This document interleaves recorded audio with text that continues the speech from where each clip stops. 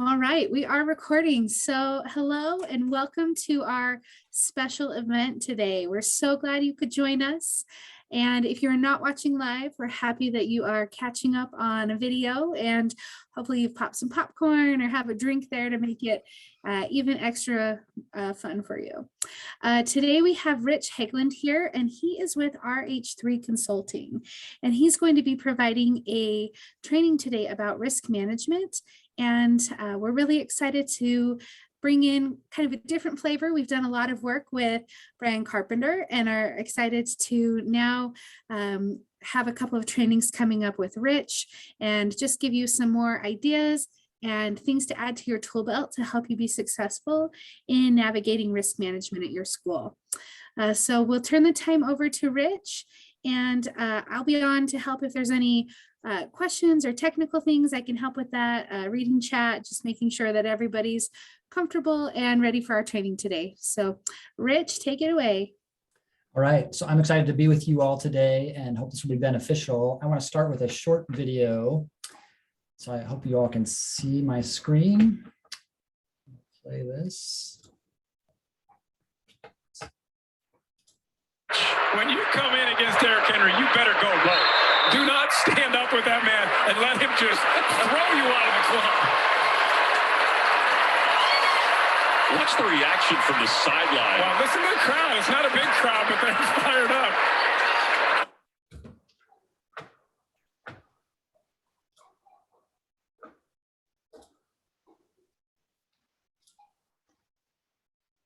Oh, whoops.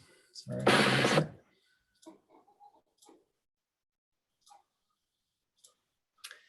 So the reason I wanted to share that video, as you know, in football, the player on the Buffalo Bills was trying to tackle the Tennessee Titans, Derrick Henry. And I spent about half my life in Nashville, so I wanted to share that clip there, but of him as a running back, knocking over the defender who's trying to tackle him.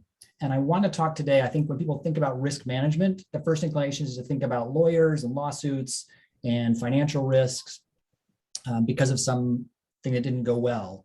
And I want to leave you with a thought today and a perspective around risk management is really just to play offense. As you oversee and run a great educational program, as your school provides a great place for adults to work, and you manage your finances in a way that's aligned to those two outcomes, I think you can much more comfortably just keep playing offense. And when something comes up that needs to be defended and you need to play defense, you can do that more confidently, particularly if you have good legal counsel. So while we're together today, I hope that we can do a few things. First is just to quickly review your primary responsibilities as a board member and how those matter when you think about risk management. We'll go through some examples and get your thoughts on how you might respond to those and what resources you have available to address those risks. Ultimately, the goal is for you to leave this hour feeling more confident about understanding the risks that may be involved in your school and being confident managing those. And again, the bottom line is to play offense. So I want to start with a quick introduction of myself and why I do this work. Someone once said that education is the difference between a relatively happy, healthy life and a life of constant struggle. And I have been very grateful for most of the last 2 decades to be working with education organizations to try to remove both legal and operational barriers for great schools and school leaders and teachers to provide great education to kids. I've done that, most of it in Tennessee. I've been in Illinois for about 5 years now. I worked for the State Board of Education in Tennessee for a long time, managed charter school appeals there and oversaw charter school work they did. I served as the State Department of Education's Director of Charter Schools and helped manage our charter school program grant. And then I helped on the legal side and operations side with the creation and first few years of what was called the Achievement School District, which was a statewide school district trying to turn around some of the lowest performing schools, mostly by having them chartered. And then I moved to Illinois to work for the state charter school support organization here. And then for the last 2 years, I've been doing independent consulting and legal work. And I am just really grateful to try to use my skills to make your job as board members and school leaders easier to do what it is you're trying to do for kids. And so I'm curious if you all have thoughts about particular things you want to take away today. I know you may have. Many of you responded to the survey that Marie sent out and gave me some great thoughts on what's keeping you up at night as far as risk management goes. But I'm curious, since we've got just a not too big a group right now at the moment. If you all have particular thoughts on, is there one thing that you hope you can leave our conversation today with? I want to make sure we can address that if we can. So if any of you want to share, maybe what's one thing you want to take away today?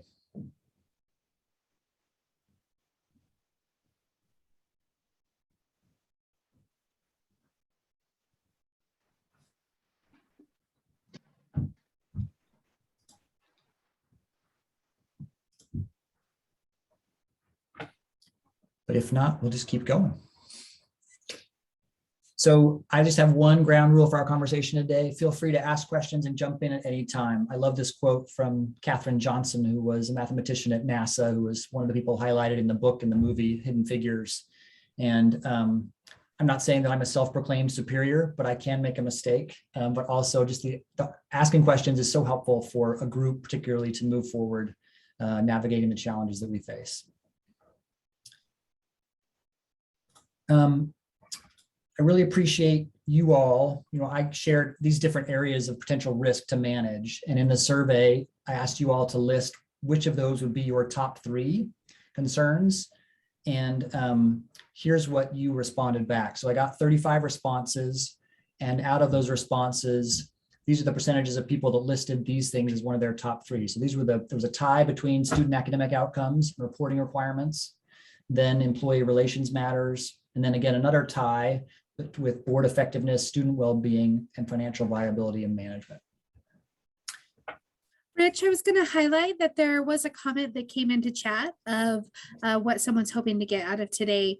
They're hoping to gain confidence that the protocol and pieces are in place to create a safe environment for faculty, students, and staff. Great. Thank you. We will hit that. So I wanted to start with just some scenarios that I've got together. I hope to get the discussion going.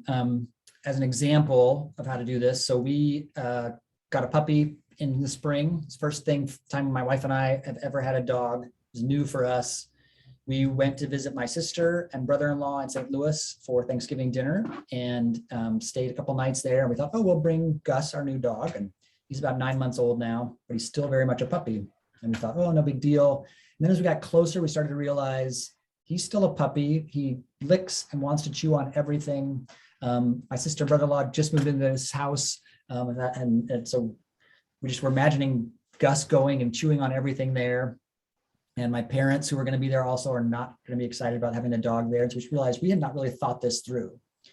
And so in these different scenarios that we're going to go through, I thought about these 4 questions to ask in any risk situation. The first is to think about what are the questions you have about a given thing. So you think about academic performance or a safe school environment, whether that's physical safety, emotional safety for students and faculty. Then what are the risks you might see? And then 2 different questions: who might you call for advice, and who are you going to call to actually address the risk, which are probably going to be different people. So here's a first example, and I would just love to we'll look at this hypothetical, and then we'll talk about the questions you might have, and then think through what are some issues that come up here for you and how would you address this. So we've got an elementary school that seems very popular in the community. There's a lot of demand for it. It gets regular positive media coverage, and particularly the student growth rate, when you look at achievement, is excellent. And they have also gotten a reputation for doing well with students with disabilities. However, when students leave this elementary school in the upper classes, and I don't know if that's 5th grade or 6th grade for most of your schools in Utah, only 45% of the students are at grade level in English language arts and 30% in math. So what are the questions that you come up to your mind when you think about risk management in this regard? What are the risks you see for the school, for the students? And where might you reach out to both for advice and to help address this issue? How do you approach this as a board member?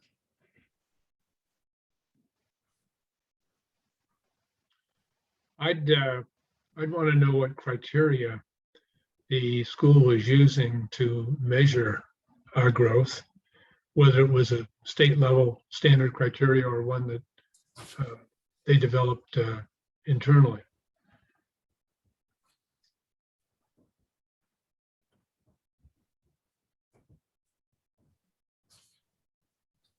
And Donald, do you mind elaborating on why does that question matter to you? Well, if they're if they're showing outstanding or astonishing growth, what are they using to measure it? Is it because the students then go on from there and are not meeting state proficiency standards? So what was the criteria or the determining factors used to measure growth at the grammar school level, elementary school level? Were they consistent with the state standards, or did they fall below the state standards?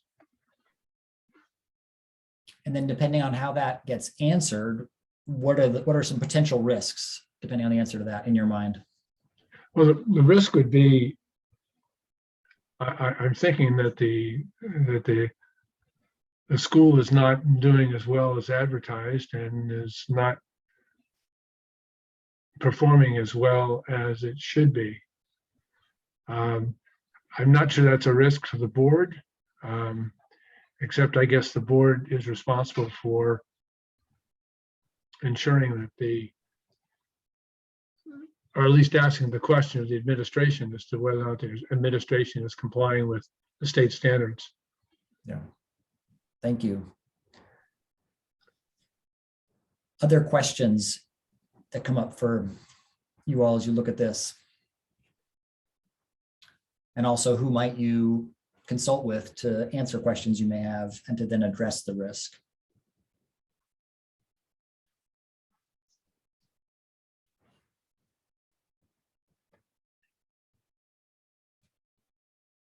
Maybe an earlier backup question, starting question is, what's the frequency with which you as board members review academic data for the school?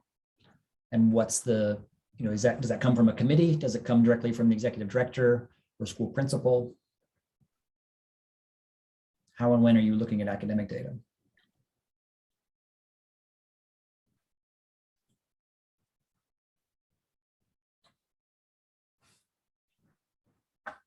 Or if you're not a board member, when are you sharing academic data with your board? And how frequently?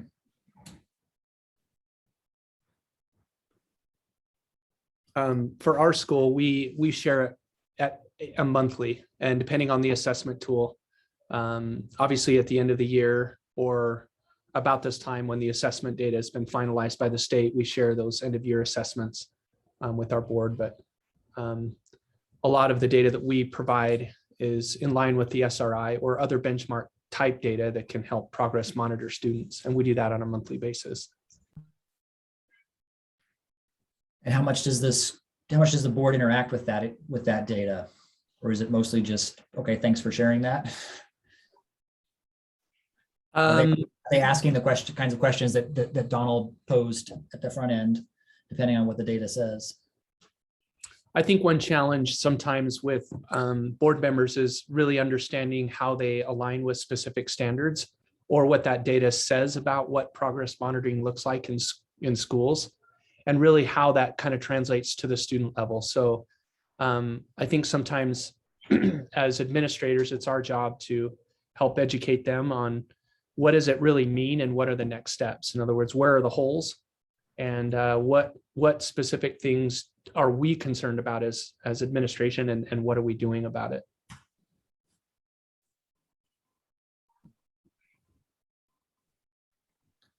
Other thoughts? We do similar to what Providence Hall is talking about, not on a monthly basis with the board, but as the assessments are given to the students, we do report those to the board to measure progress. But we do take in a yearly board retreat every June in great detail, how we ended up, what are the changes that we're going to make for the following year, and how those are going to be implemented from the executive admin point down to the principals. And Chris, does that retreat also provide an opportunity for board members to get oriented to the data they're going to be hearing during the year, and so that they are able to interact with the data?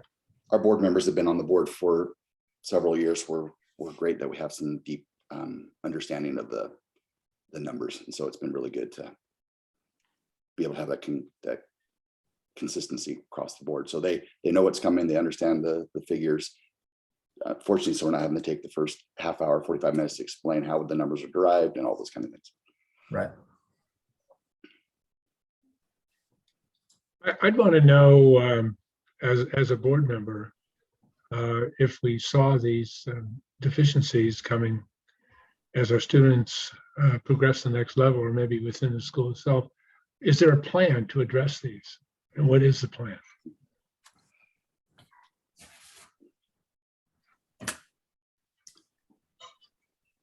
Yeah, and there's distinct roles here. This will be a common thing, I think, when I think about risk management from a board perspective, is to distinguish between the board's role and the school leadership or administration's role. And remember, it's the board that holds the charter. And so their board members are the ones that are ultimately responsible for the school outcomes and for delivering on the promise that they've made in exchange for the funding and having these students come to that school. But the administrators are more likely to be the ones who certainly are the subject matter experts on many of these things. And it's important for them to share that. Do any of you or your schools track, if you are not regardless of what grade tier you end at, are you following up on how students are doing in the next grade tier or the next thing? If they're leaving, if it's a high school, do you follow up to see how they're doing in post-secondary work or further education? Same thing with middle and high school. As best we can. Sometimes when they leave, they scatter. I think that information is more anecdotal than statistical. We hear about students that do well and at the next level. In our case, we have a relationship with University of Utah, so how the students doing there. But it's not, I don't think we have any statistics. I don't think we get any statistics with regard to the number of students that, for example, successfully complete their first year of college. I don't think so.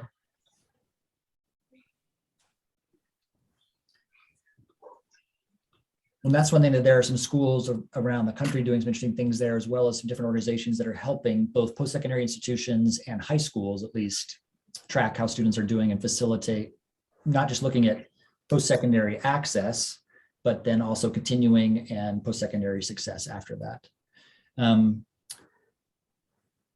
Some other questions that might come to mind here. I don't know if it's been a while, but Robert Balfance at Johns Hopkins used to talk about the importance of this really being an engineering problem, and are the right interventions getting to the right students at the right time? So that's another question here. As you're looking at academic data, is really how granular can you get to understand, is it a particular subgroup of students that are struggling? Is it a particular grade level or a subject where we're struggling? So that you can be really focused on the results or the interventions there. Another question might be, is this, because looking at the survey responses you all filled out about the things that are keeping you up at night, one thing that came up was reporting requirements and compliance. And so a question I might ask too is, are people, teachers and others, folks spending more time on reporting and compliance measures that they might otherwise be spending on the academic program and delivering that? Does that help them? Or is that keeping them from doing what they want to? Social emotional resources available to students and staff. And then a question I'd encourage you to ask whenever something like this comes up is, who in the community could be helpful on any of the things that you're struggling with as a school? Because there's a lot of folks likely in your organization, whether they're peer schools or other community organizations that are doing things that could be of support. Any other thoughts or questions around this academic issue? Which I think is the primary one. I mean, that's the primary promise schools are making to families is, if your kids come here, they'll be successful at whatever's next. And that's where the importance of growth is nice to see, particularly as you're helping students who may be arriving far behind. But if they leave our care, whatever grade tier that is, not ready for what's next, we're not quite cutting it. All right, so here's another scenario. Several of you talked about different sort of employee relations issues, compensation for executive directors, some other issues around the adults in the building. North Carolina did a study, this is probably 10 years ago too, where they looked at, by surveying teachers and principals and student outcomes, they looked at what kind of working environment did teachers feel like they had, and what kind of work environment did principals think the teachers had. And in those schools where there was a big disparity between the kind of working conditions the principal thought they'd established and what teachers were actually experiencing, those were places where students were more likely to be less successful. And so their overall conclusion was that teacher working conditions are student learning conditions. So here's an example where you've got a founding executive director, dynamic, really loved by people. However, you've got some other things going on where enrollment's going down. You're losing deans and other support staff as well as teachers. And so what's happening there? And what questions do you ask as a board member or as a school leader? What are the kinds of things you want to make sure board members know to help you navigate this?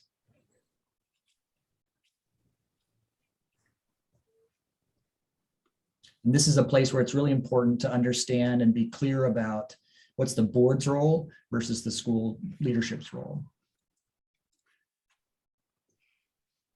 And where the risk of a school leader kind of running the board raises its head as opposed to the board hiring and overseeing the school leader.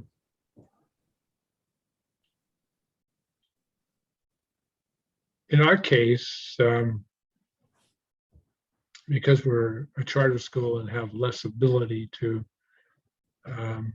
generate increased revenue than regular school districts have, one of the questions that comes up is how does our salary structure compare with others? Because often people leave to make more money somewhere else. We don't have too much turnover, but that is an issue, and it's difficult to remain competitive. And do you look at other, when you're thinking about competitiveness, Donald, do you look at other factors besides salary being comparable to other schools? We look at employee benefits and how the benefits we offer compared to others, and that usually doesn't change too much.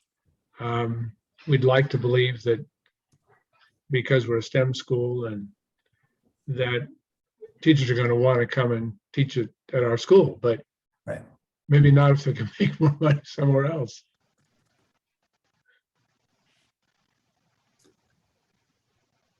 Chris and Nathan, as I'm presuming you're both in school leadership, are there things that you do around this as you work with your board to address the work environment for your employees and try to make improvements there or get the board to be a resource for you? In our particular school, the board is delegated to our executive director to do all employee, everything with the employees. The board is directly over the executive director only. So as long as the employees are happy, the executive director is going to be happy. So, and we've been blessed to be able to have a good, like Donald was talking about, just being able to benefits and the salaries and everything are just so key. When it depends what county you're living here in Utah. If you're in the Salt Lake area, you're competing a lot heavier than you are in maybe in Utah County or Juab County or something like that because of the salary differences.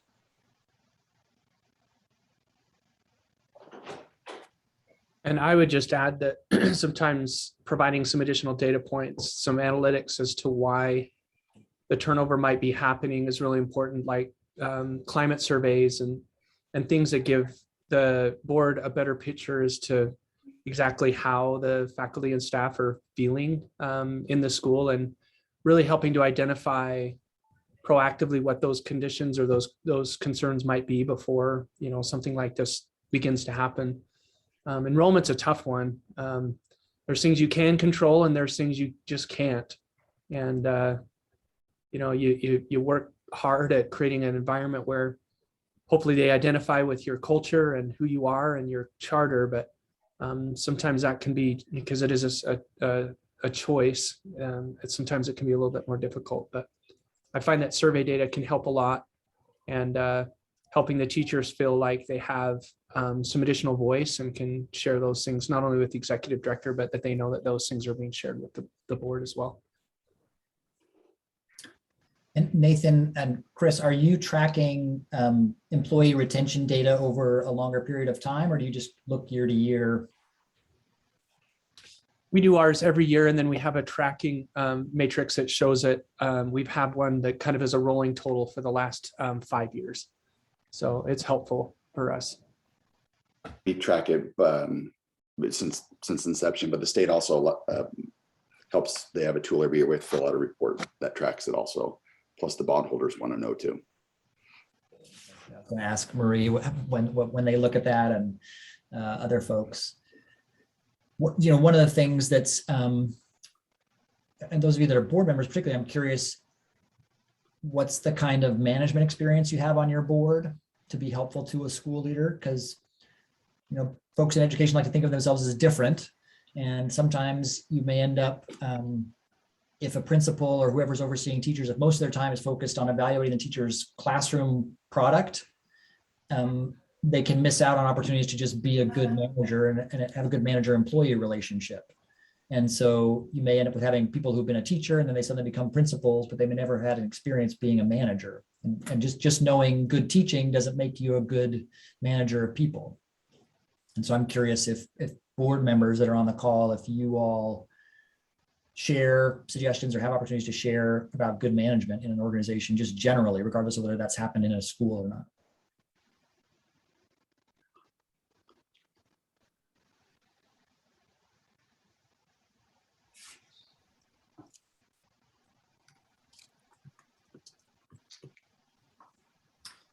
Well, a couple of other things that got mentioned around employee relations issues were HR law keeps changing. And I'm curious if any of you on the call, if there are any particular employee relations or HR law things that are of particular concern to you all that have come up recently that you'd want to talk about.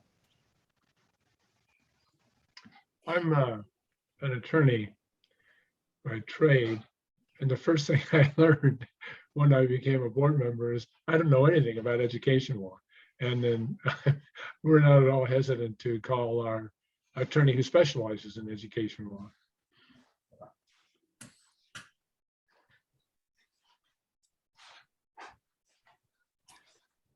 And then, sorry, Chris. The size of our school requires us to have an HR person. We have just too many employees. So she's able to keep up on the data in conjunction with our attorney and myself.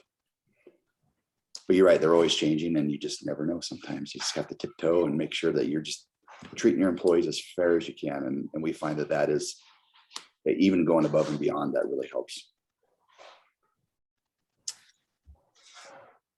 Right, got one more example to talk about. So reporting, this is a thing that you all, several people commented on, and I'm curious to hear more about both from the school folks and the board members about what are the challenges you're finding around reporting and compliance. One of the issues that got named is the duplicative information, where both the state board and the state charter school board may be asking for information. I imagine there are situations where different entities are asking for the same information in different forms. And then that seems like in anything overseen by government, there's often a lot of reporting requested. So I'm just curious, what are the risks and challenges in reporting and compliance that come up besides just feeling like there's a lot or duplication? Are there other things that you wrestle with, and how does the board help in that regard, or can the board help?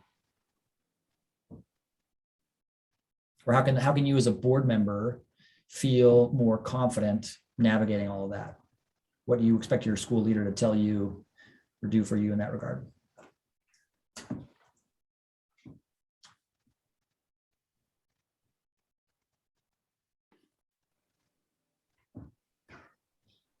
Marie, can I ask you to share sort of philosophically, why does reporting matter to the state charter school board, and why do you, just why does it matter to you all? Yeah, I would say reporting matters to the state because it helps us to be able to hold schools accountable. And, as much as we would love to be, there and seeing, what goes on every day. And we know that there's a lot of great things, being able to provide that documentation or that evidence really helps us to get that inside look when it's not feasible to be everywhere at all times. So I would say that's kind of the philosophical reasoning of it.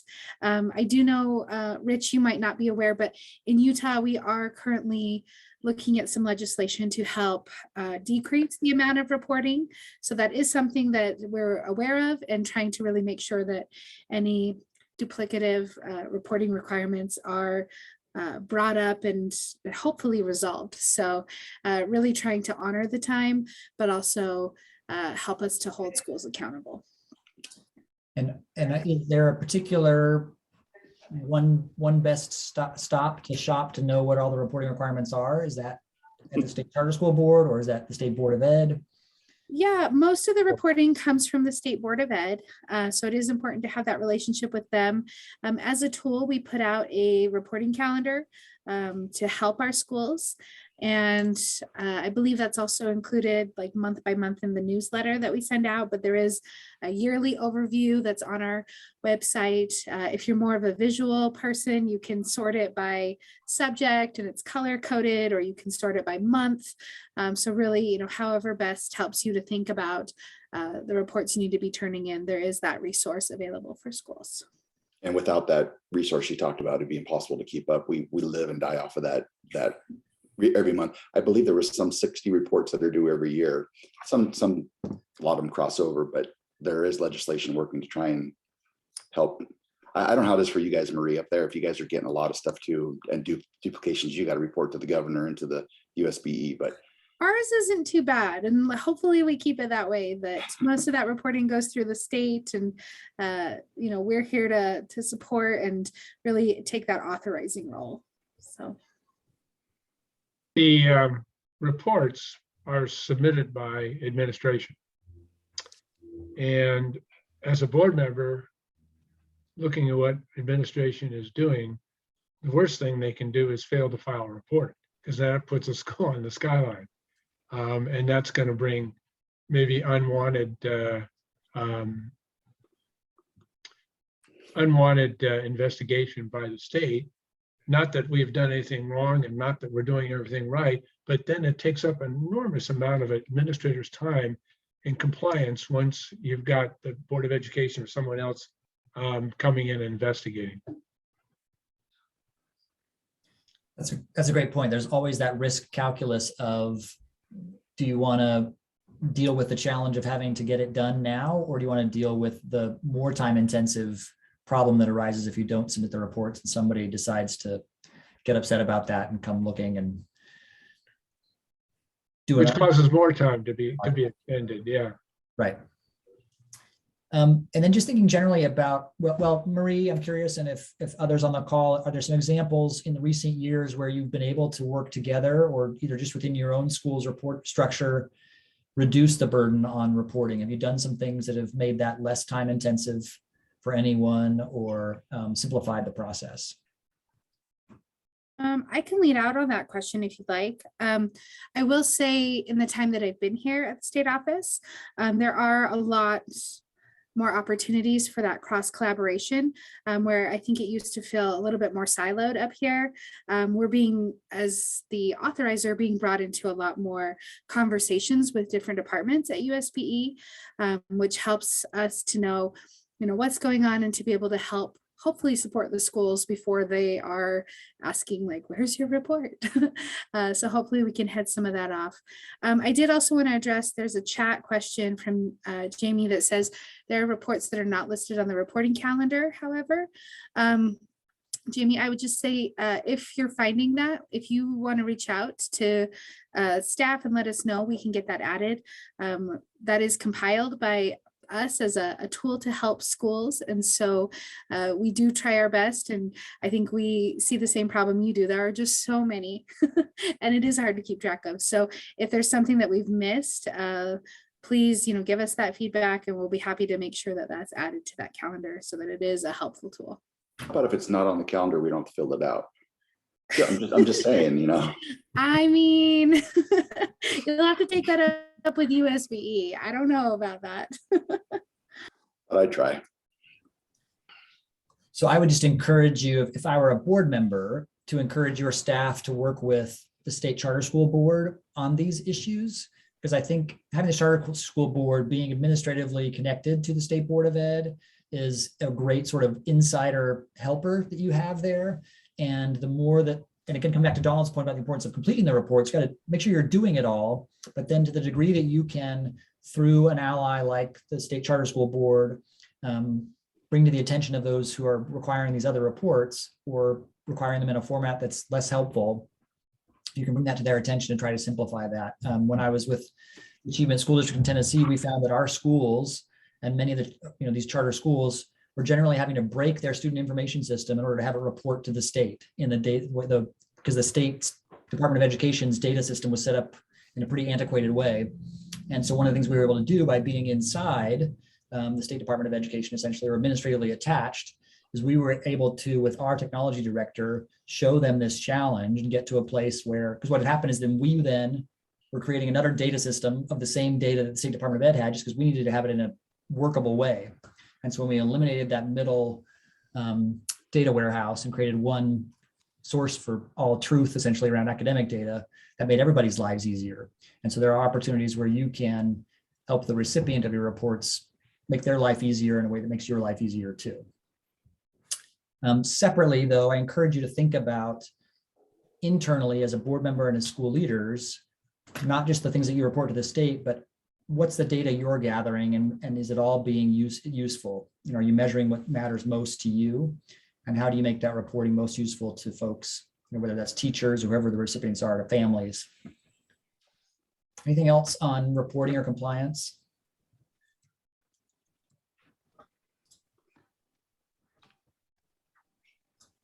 All right.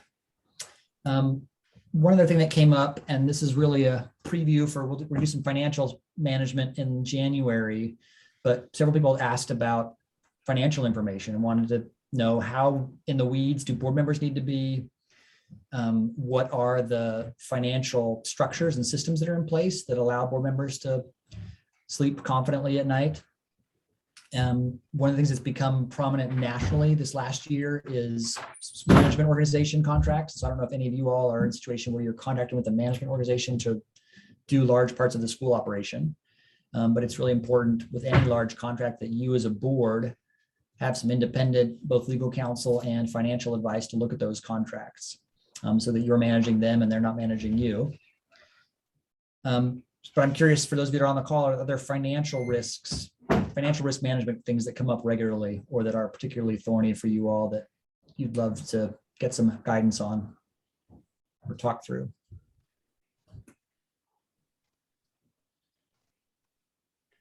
As a board member, and we are fortunate we have an excellent accountant, but we get financial statements monthly. We review them monthly. We have an opportunity to ask questions of the accountant who is present at our meetings. So what I'm curious about as a board member in terms of financial oversight responsibility, is it enough to do that and to review the results of the annual audit, or should we be doing more? I don't know. I have some thoughts on that, but I want to invite anybody else on the call to address Donald's question first.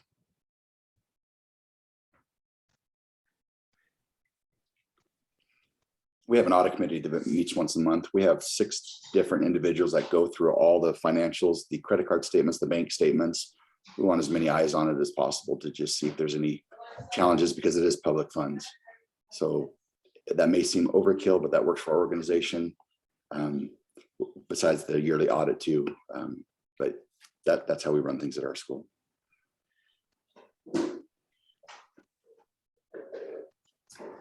So I have 2 thoughts there, Donald. One is, and these both come from sort of the authorizer perspective.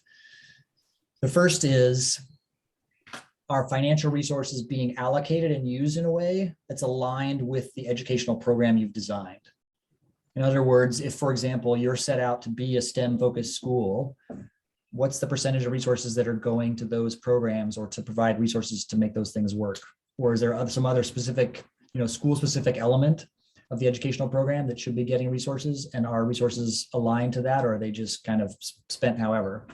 So I want to think about, you think about a return on investment. Are you investing significantly in the key design elements of the educational program?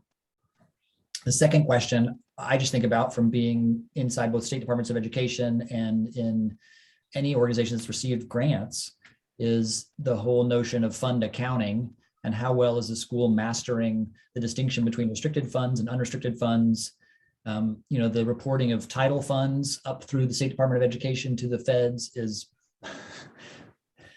unduly burdensome, I think, but it's something that they're sticklers about. And so that can be a big time suck if you don't manage that stuff well. So when you think about tracking funds that are done on a reimbursement basis, depending on if that's how IDEA funds are done for you all, or Title I funds, other title funds might be just making sure that the school financial management has that stuff down so that that's not taking up an undue amount of time. And then the third thing I would say here actually is finances are a great place to ask stupid questions, and an important place. I serve on the board of an organization called First Nonprofit that provides, nonprofit organizations can participate. They can self-fund their unemployment program, or they can participate in savings plans where they pool with other organizations to manage their unemployment costs rather than paying into the state unemployment fund. And so First Nonprofit does this, and it's something that's, I feel like I understand it about 25% of it, but I think it's really important that all board members are willing to ask questions about things like finances, and rather than being quiet because they don't feel comfortable or confident with that data, those questions are sometimes can bring some great stuff to light.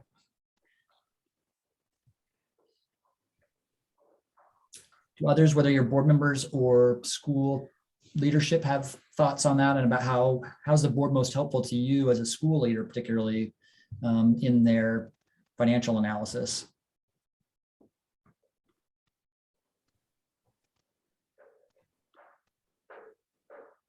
I just think about when you're managing millions of dollars, it's nice to not feel like you're the only one on the hook for this, and you've got somebody else who's helping you do it well.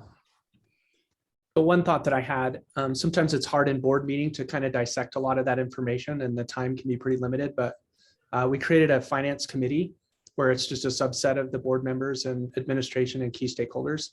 And it really gives us a chance to really get into the weeds, so to speak, on some of those things, and really talk about maybe even some of the capital expenditure and projected projects that might impact the budget, as well as potential shortfalls or changes that need to be done. And so I think it really helps in the board meeting to drive conversation because they feel like they're a little bit more educated. They feel safe with the data. And so that's been really effective for us. And we do it usually before board meeting, an hour or two, depending on what we need to cover, and the agenda. But that's something that's helped us a lot. Thanks, Nathan. Anyone else? The reporting to the feds, I don't know if anybody on here was with the old system we had before the Utah grants, but it was done by paper, and that was very, very cumbersome, very challenging. So the state has got a really decent program to help us get that money from the feds that we actually run through the state of Utah. And so very appreciative of that.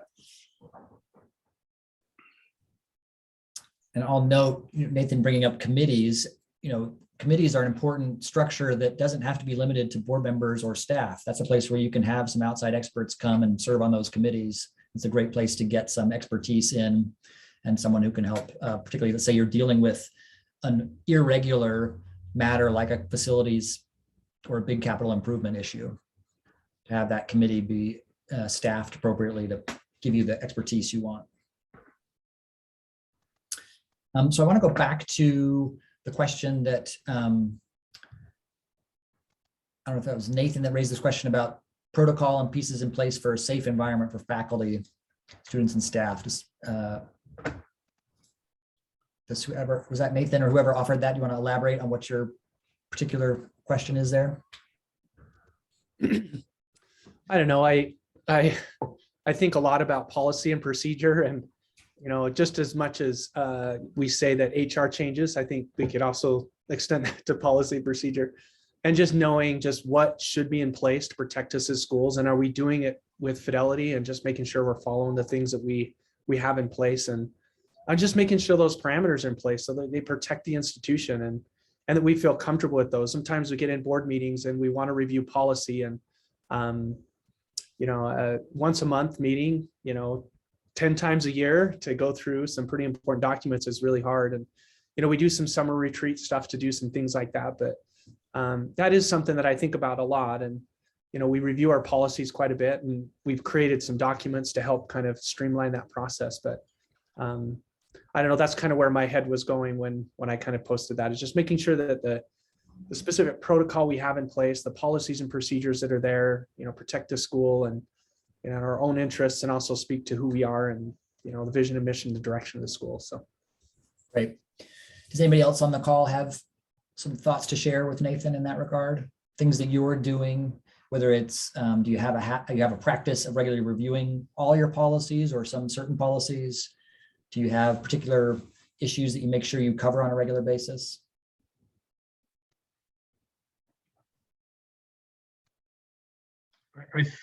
I think, and I'm not sure, but we're doing it, we're doing it, but aren't there state mandated reviews of policies?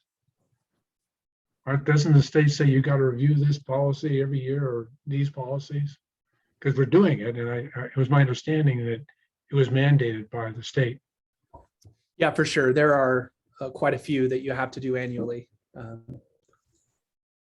Back in September of 20, they sent out quite a large list of policies, best practices, and those kind of things that we should have. That I think came from the USBE, not from the state charter board. And there's 40, 45, 50 policies listed on there.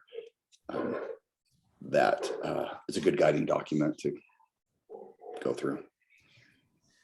Yeah, I would encourage you to just have, as a matter of practice, establish a regular review of that. And that's something that seems like that's the kind of thing you could ask your attorney to do, or somebody on staff to just do. Somebody who's got familiarity with those policies, but also with your school operations, who can, in a pretty short amount of time, go through and come back to you with, here are things that clearly need to be updated because things have changed, either in the law or other regulation, or here are things that I know about your operation that are different, that make this policy more important now, or maybe it's outdated.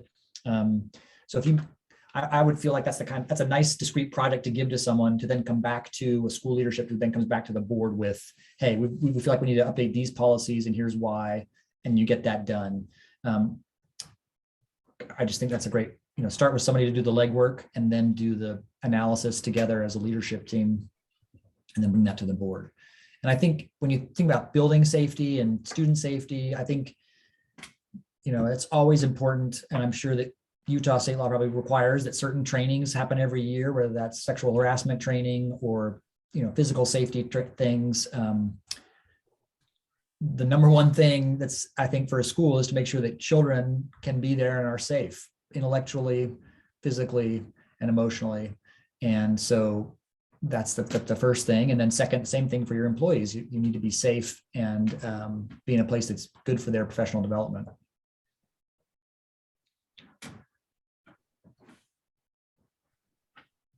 Any other things that have come to mind while we've been talking that we could talk through?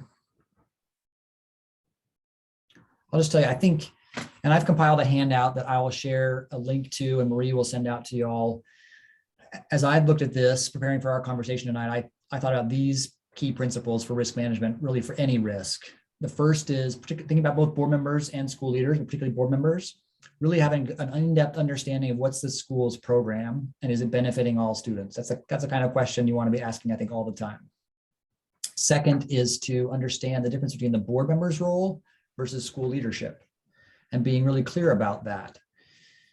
The third, then ask questions, keep up with what's going on, talk to your peers. I've seen this happen in some states or cities where board chairs of different charter schools are starting to meet regularly and talk about what's happening in their community with the different schools. There are hopefully informal and formal opportunities through the state charter school board for you to connect with other board members. You all are going to have plenty of expertise there, and you're going to have, chances are the question you have is a question somebody else has too. And then the last thing is, again, drawing on the community. Who in the community is an expert in an issue that you're struggling with or that you want to get better at? Could they serve on a board committee? Could they provide some guidance to the board just on a particular issue at a given time? And that will help this, when you think about the school's overarching purpose, which is to provide a great education for students in the community, the more you involve these other community folks in managing the risk at the school and essentially helping the school be great, the longer term viability I think you will have, and it might even affect your enrollment and as well as employment prospects when you do that.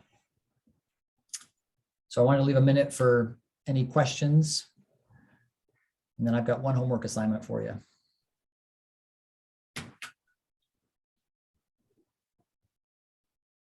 Any questions? Let me put the handout in the chat.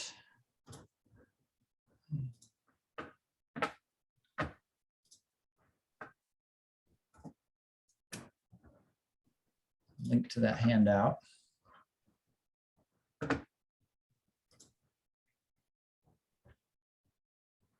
Any questions? Okay. Well, then your homework is just to choose one thing that's on your mind. When you think about one thing that's keeping you up at night, what's one area of risk you want to get better at managing within your school, and figure out what's the next physical action you can take to do that, make that better. In the handout, you will see the resources that I provided there. There are some from the National Charter Schools Institute, or some from the National Center for Charter School Research, I think it's called. One from the National Council of Nonprofits as well, just on risk management. And then just for organizational operation generally, and for running a healthy organization that people want to work at and that is serving kids well, I'm a big fan of the Table Groups materials, and I provided a link to that as well.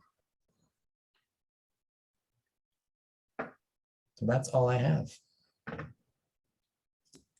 Wonderful. Thank you so much, Rich. We are so glad that you could join us and provide this great training on risk management.